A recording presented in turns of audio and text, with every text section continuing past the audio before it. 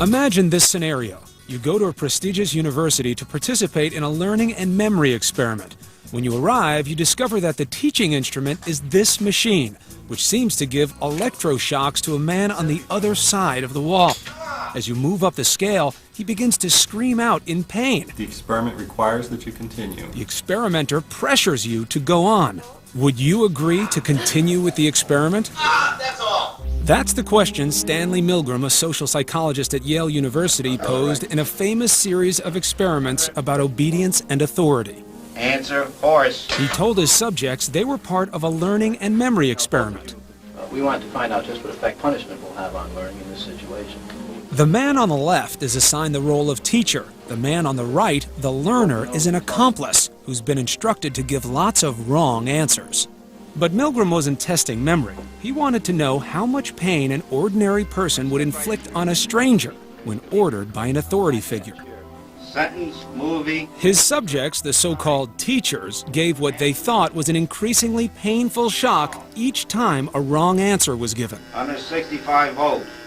Time. But in fact, there were no shocks at all. 180 volts. And the subject was hearing a pre-recorded voice at each shock level. Can't stand it. I'm not going to kill that man. 435 volts. In the end, 2/3 of his subjects administered the highest, most dangerous shock on the machine. Answer is woman. 450 volts. That's it. It's been 45 years since the Milgram experiment took place, but would people behave any differently today? To find out, we teamed up with Dr. Jerry Berger, a social psychologist at Santa Clara University in California. People have often asked this question about, would we find these kinds of results today? And some people try to dismiss the Milgram findings by saying that's something that happened back in the 60s. People aren't like that anymore.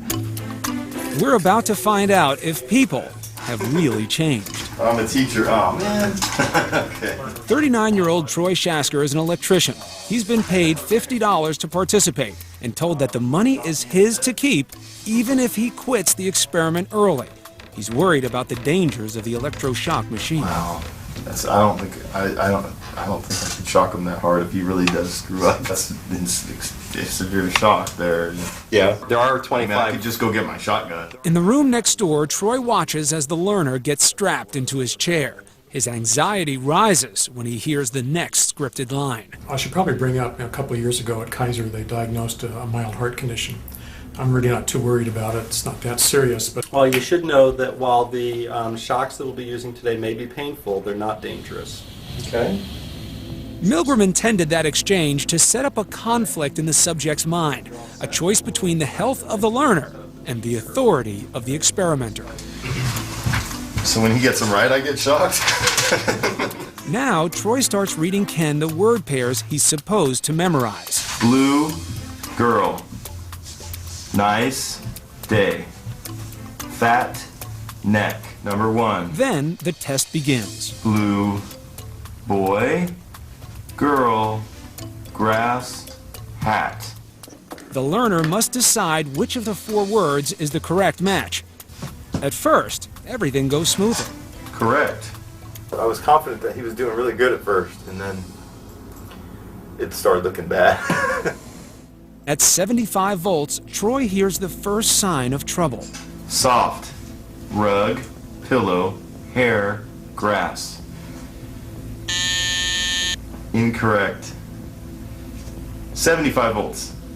I could actually hear him next door going, ow, oh, and he kept getting things wrong.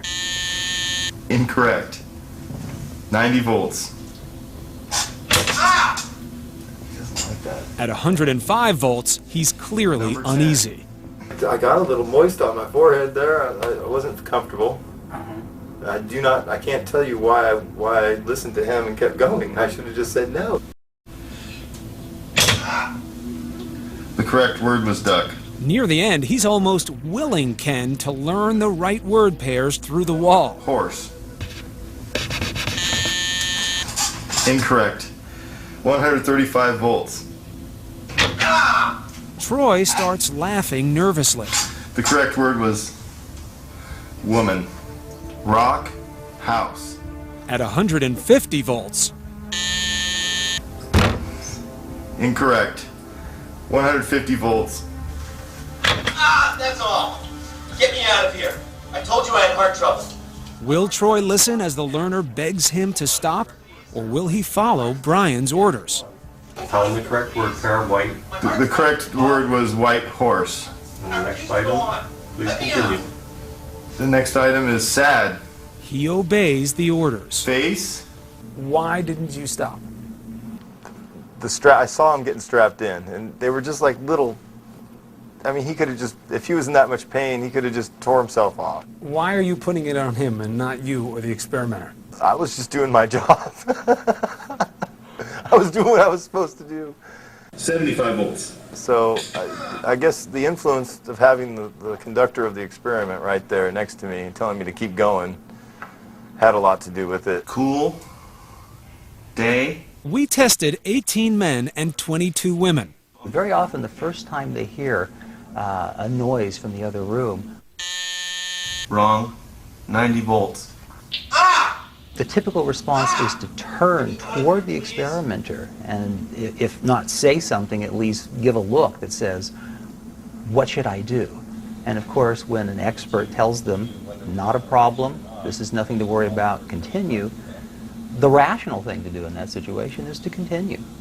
He's not finger in the face. He's not a drill sergeant. No, you don't have to be threatening. The power that he has in this situation comes in part because he's an authority figure, and we're all trained a little bit to obey authority figures, but also he's the expert in this situation. He's the one that knows about this machine. Incorrect. 105 volts. In the end, almost 2/3 of the men agreed to administer the highest shock. For the past 30 years, there have been severe restrictions on using humans in social psychology research. To avoid putting subjects under too much stress, Dr. Berger made a significant change to our experiment. In this experiment, you stopped at 150 make-believe volts. In Milgram, they went much higher. We stopped for ethical reasons. We couldn't put people through the agony that Milgram's participants went through. Go on with the procedure, please, teacher. There's no way to know for sure whether any of our subjects would have continued farther up the scale. However, Milgram's research may offer a clue. Don't the man's health mean anything? Whether the learner likes it or not, But he might be dead in there. When we look back at Milgram's data, what we find is that point, that 150 volt point that we stopped at, is something of a point of no return. 150 volts.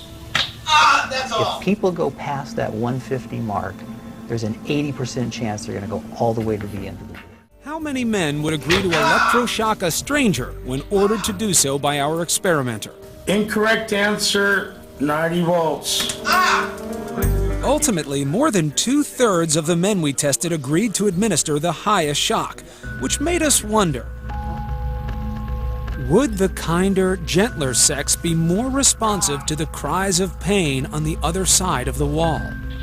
That's all. Get me out of here. I think women are more compassionate beings, more emotional beings, more likely to respond to an emotional outburst. At first, women did seem far more concerned about the effects of pain on the learner.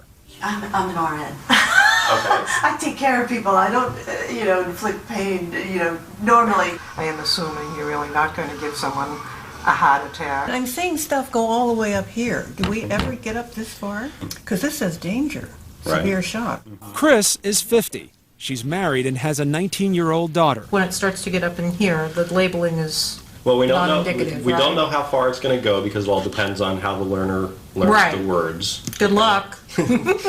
Number 3, At first, she doesn't seem too concerned. man, lady, tub, neck. Ow. That's incorrect. By the way, Chris is a 7th grade teacher. Number 8, soft, rug, pillow, hair, grass. Oh, incorrect. Then, at 75 volts, we notice something 75 strange. volts. A smile. I teach kids, so I can kind of tell shock from not shock. So when somebody just kind of goes, ah, oh no, I have to write a 5-paragraph essay, ah, I don't pay much attention to that. So I listen to see if the kid is really surprised or upset. And you always hear a little beforehand. I didn't hear the so that's why I smiled. Pretending to be hurt. Yeah, playing with it. She continues to move deliberately up the row of switches. 90 volts. Oh, I'm sorry, that's incorrect. 105 volts. Ooh, I'm sorry. Wet goes with duck. 120. I've had that shock myself. So you're thinking now... This isn't good. I've been reassured that there would be no pain involved. And that's making you think what? That I'm not sure I believe the professor, and that I'm going to think carefully about what I'm hearing as I'm going along. Oh, I'm sorry. It's a white horse. This says 150 volts. Deep breath. That's all. Get me out of here. I told you I had heart trouble. My heart's starting to bother me now. Get me out of here, please. My heart's starting to bother me. I refuse to go on. Let me out. Well. Please go on. The next item is sad. Okay. Now, he said that he had a heart problem. Remember, while the shocks may be painful to him, they're not dangerous. We know that. Okay, and we're aware of that, and there's not going to be any lawsuit from his medical facility, right? Well, if anything happens to him, I am responsible. That's what I needed to know. Okay. Why is that what you needed to know? I needed to know that he heard what the gentleman said, and I needed to know that he knew, and that he was responsible, and that he was aware of what was happening. You heard the man say, "My heart hurts." I did. And just having the guy in the lab coat saying, "Keep going, it's fine, I'm telling you it's fine, going," somewhat divorced you from your own decision-making power? Oh, sure. It's just like when I'm told to administer the state tests for hours on end. You're doing your job. Doing my job. She told us later she didn't believe she would have shocked the learner in the danger zone. What were the differences between men and women? The argument has always been that, well, women are going to be more empathic. They're going to be more caring and concerned about the man on the other side of the wall. Grass, duck. And yet, some women showed little emotion during the experiment. Wrong. 120 volts. Wrong. 135 volts. Didn't go all the way down. Please go ahead. Okay. Wrong. 150 volts. That's all. Get me out of here. Correct word. I told you I had heart White trouble.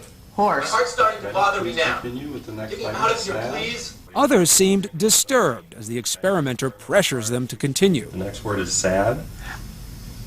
I can't continue if I hear this man screaming and he wants it to stop. It's absolutely essential that you continue. But why if we hear him screaming? Whether the learner likes it or not, we must continue until he's learned all the word pairs correctly. Okay?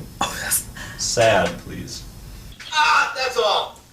Get me out of here. Both of these women went on to give the highest shock of 150 volts to the learner. One could argue that it's very difficult for a woman to be assertive. Okay, many women in our society have a more difficult time saying no to the male experimenter. You had a very diverse situation here, women, different ethnic backgrounds. It's reasonable to guess that culture would come into this and that culture might play a role. There are some societies, we call them collectivist cultures, in which people are more geared toward doing what is good for the group. My heart's starting to bother me now. Get me out of here, please. White horse. Set. I refuse to go on. Face. In Asia, like punishment from parents as well as like punishment from schools are actually kind of common. 90 volts. We tested 22 women and were surprised to find that women were more likely to continue to the highest shock. 73% of women, 65% of the men. The voltage is 150 volts. That's all. And we began to notice a pattern. The majority of people who continued to follow orders refused to take responsibility for the learner's safety. It's not my responsibility. You all, brought this. We're volunteers. It's your controlled lab experiment. So I see. Okay. I'm just a conduit for you. Well, I just flipped the switch. I mean, he chose to be there himself to take the shocks, and that was his choice. If responsibility can be placed elsewhere or diffused among other people, then we can avoid any blame, any regret, any of those things that happen after the fact. The people who deferred the responsibility didn't feel good about it, but it allowed them to continue because it really wasn't them making the decisions, it was the experimenter. 2, nice day. In our control room, Dr. Berger closely watches every reaction to the learner. 150 volts. Ah, that's all. Get me out of here. I told you I had heart trouble. Can I ask him if he's okay? Are you okay? Are there clues that indicate whether certain people might be more compliant with authority? Wrong. 90 volts. When you were watching, how good were you at guessing? Oh, this person may go or this may not. It was impossible to tell. I tried to guess. I tried to look for signs, body language, anything to try to guess who's going to continue and who's going to stop. And that tells me that it's not that there are certain kinds of people who are obviously different from the rest of us. It tells me that probably all of us are capable. 46-year-old Fred is a self-described nonconformist. He's married, has no children, and works as a software engineer at an internet company. That is incorrect. 75 volts. After hearing the first scream of pain, Fred's face shows no emotion. What at this point is keeping you in the chair? It's two consenting adults saying we're going to do this.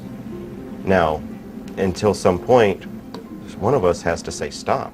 So you put all of the responsibility in terms of when was the right quit point on the learner? For quite a lot of this, yes. I mean, there is going through my head, how long are we going to do this?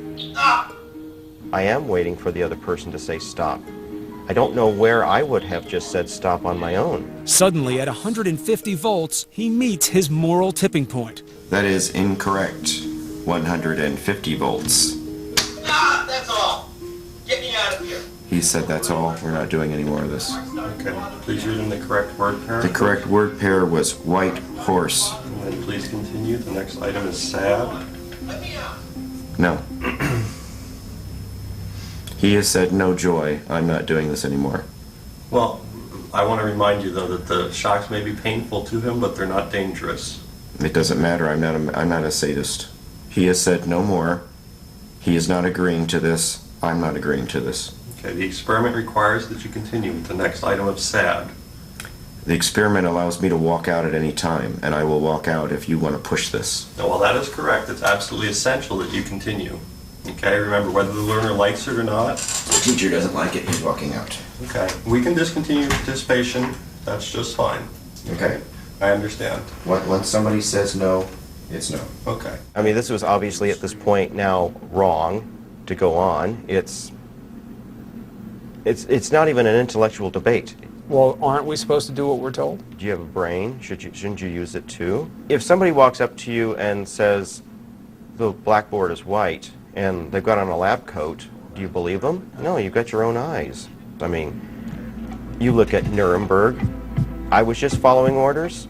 I'm sorry, we're still going to line you up and shoot you for war crimes. That's not an excuse.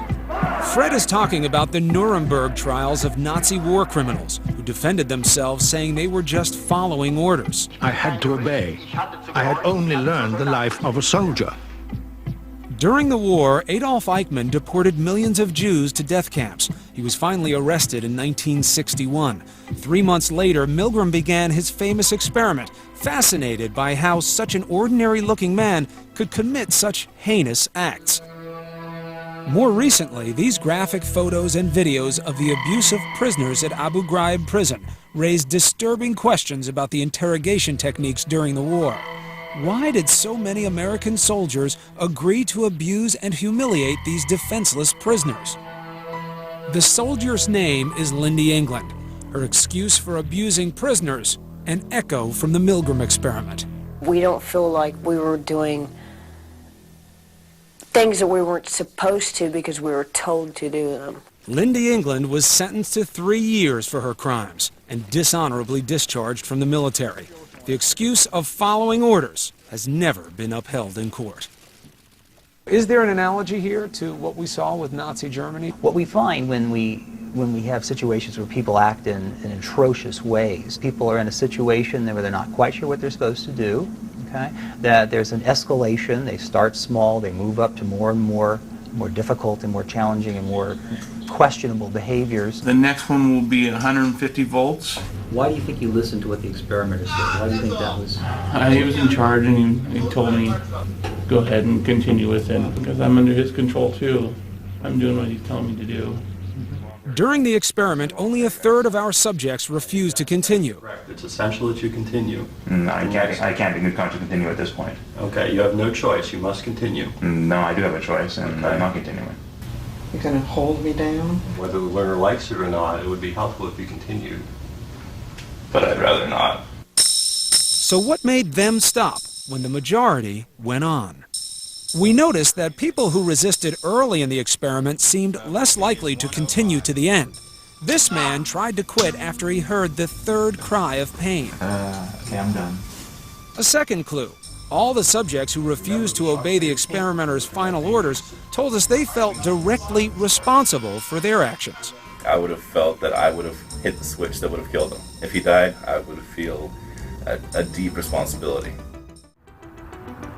April 9th, 2004. Evening rush hour at the local McDonald's, where assistant manager Donna Summers suddenly gets a strange call about a theft. He said he was a police officer, and I was talking to him about something being stolen, and that one of the employees had done it. High school senior Louise Ogborn was working an extra shift when her manager calls her into the tiny back office. And she said, well, they said it was a little girl that looked like you in a McDonald's uniform, so it had to be you. It was the beginning of a terrifying ordeal caught on videotape here on one of the McDonald's surveillance cameras.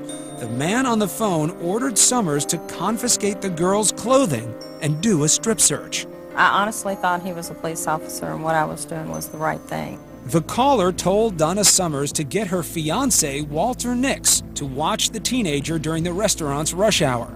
He then ordered Nix to force her to do jumping jacks, hit her, and even perform a sexual act. Naked and vulnerable, Louise Ogborn says she never even tried to escape. When an adult tells you to do something, that's what you do. You don't argue. Somebody smacks you on the hand, you listen. The story made headlines as a real-life example of the Milgram Experiment. Why did these people follow the bizarre orders of a stranger on the phone? Social psychologist Dr. Phil Zimbardo was a consultant in the McDonald's case. Usually, obeying authority is good. We obey our parents and we obey our teachers. The problem is,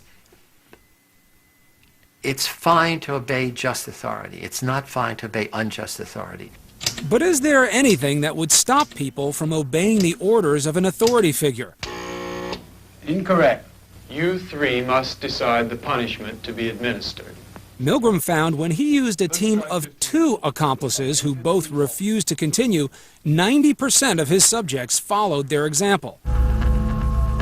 So we wonder, would compliance with the experimenter's orders decrease if we added an accomplice to our own experiment? So you can turn that worksheet over? On the left, the real subject, Michelle. On the right, Tammy, our new accomplice who starts the test. 75 volts. As she started going up the scale, and then she started reacting, I thought, okay, well maybe she's just holding it too long, because I did notice she would hold it down a little bit. But at 90 volts, Tammy pretends to be too disturbed to continue. I don't think I can do this. Teacher 2, would you please take over? With little apparent emotion, Michelle takes over. The correct word pair is cool cave. That's incorrect. 105 volts. 120 volts. I felt the pressure of, wow, it's up to me, I'm the last one. Somebody has to keep the experiment going. That's all. Get me out of here. I told you I had heart trouble. Please continue. The correct word pair is white horse. He said to go. I can't do this. She is visibly breaking down. The correct pairing is white horse. I'm sorry, I can't continue. Okay. I started shaking. It wasn't the very last word. I mean, that was my breaking point, but the one before that, it was getting pretty bad. At 150 volts, she refuses to continue, despite the experimenter's orders. But Michelle is in the minority. In one of the most surprising findings of our experiment, we discovered that even with a moral guide sitting in the same room as our subject, there was little decrease in compliance with the orders of an authority figure. 63% of our subjects continued to electroshock the learner even after our accomplice protested. That's only a slight drop from the 70% in our original experiment. Milgram believed that if you could find some other people who also wanted to reject the authority, that was your best bet for breaking out of the conformity. I suspect if we'd had 3 or 4 people stop the experiment, it would have been very difficult for people to continue because they, at that point, would feel that continuing was the abnormal response. And in the real-life application of Milgram's experiment, the McDonald's case, Walter Nix was sentenced to 5 years in prison for sexual abuse. Donna Summers was fired and pleaded no contest to a misdemeanor charge. Her justification for her actions was another disturbing echo from the Milgram experiment. I was following the instructions of what a police officer was telling me. You weren't there, you didn't have the phone call. You have no idea what you would have done in that situation. You think you do, but you don't know. Since the 70s, the use of humans in scientific research has been restricted. In order to redo the Milgram experiment, ABC News' protocol was vetted by the American Psychological Association. Clinical psychologists pre-screened our subjects for psychological stability. We also told participants they could pull out of the experiment at any time, and that deception might be involved. Do you think you can learn these types of things about behavior without testing human beings? If you ask people, what do you think you'll do? What do you think the average person would do? We're often wrong. The only way to really know for sure is to put people in that situation and find out what they really will do.